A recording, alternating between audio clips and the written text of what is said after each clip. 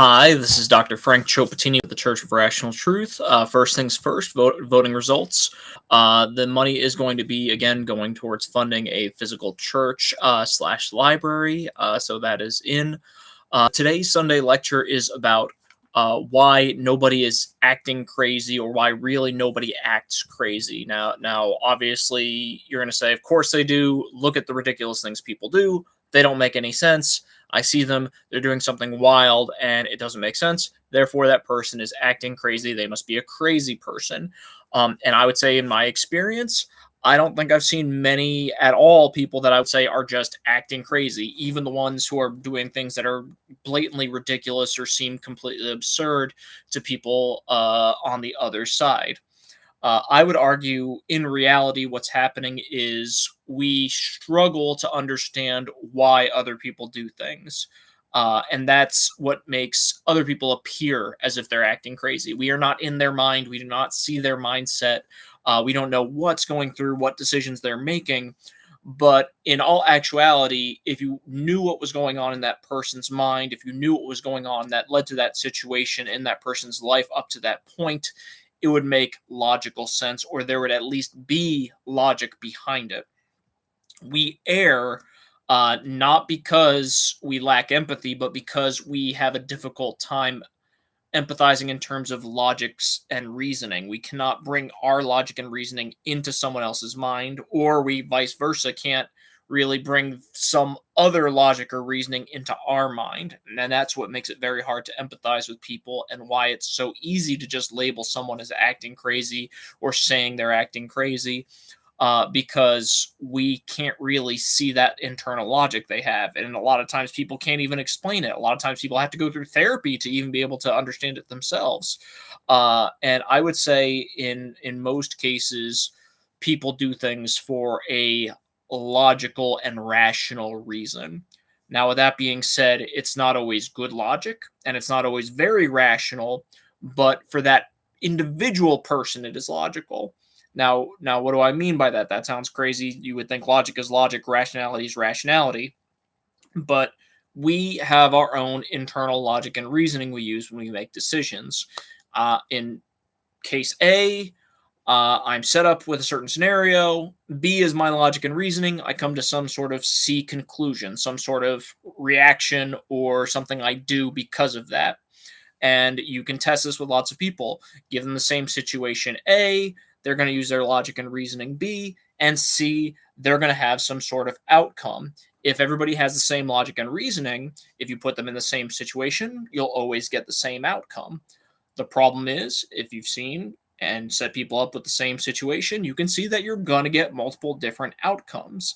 That's one of the big things with hidden camera shows. You're going to see you're going to see the different reactions from people given the same scenario. And those things wouldn't be entertaining if we weren't expecting different outcomes. The reason we get different outcomes given the same scenario is that B part. That B part is their internal logic and reasoning that they used, whether consciously or subconsciously, to come to that end result. Uh, a lot of us have gone through different experiences. A lot of us have had different things that have shaped us in our past. And many times those are things that go into that individual's logic and reasoning. This is very easy to show in terms of phobias, because I would say phobias are the most obvious diversions in reactions and logic and reasoning, because they have the most uh, farthest apart differences in expression. So, for example, if I see a spider in a room, I might go and smush the spider, or catch the spider, or shoo the spider away. Most people would have something similar to that, but in a certain percentage of the population, the reaction is going to be screaming bloody murder, trying to get out, throwing things, making a big ordeal. Why do you see that diversion? Is that other person's logic and reasoning wrong? No, their logic and reasoning is just much more of an extreme because of previous circumstances, or previous prior knowledge or thoughts in their head that lead them to believe that this is a much more extreme circumstance than it is. There is logic that that person is following in their brain that is different than my logic, which leads us to have very different reactions to the exact same situation.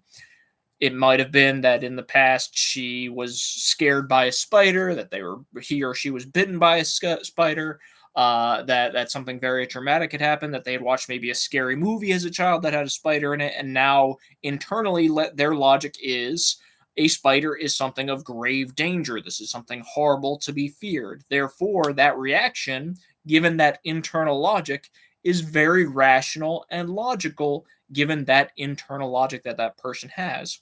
And everyone has distinct internal logic that they use to guide their decision making.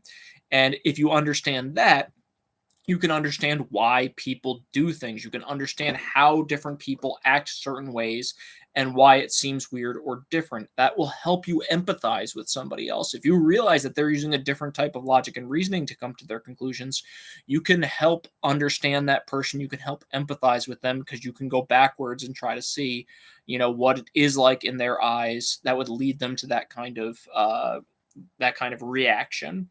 Uh, I've used this all the time in terms of doing psychoanalysis analysis or psychoanalyzing a patient or doing therapy with a patient or talking through issues with the patient. I'm gonna quick side note. I don't do therapy, but I talk with patients just to save myself from any legal ramifications.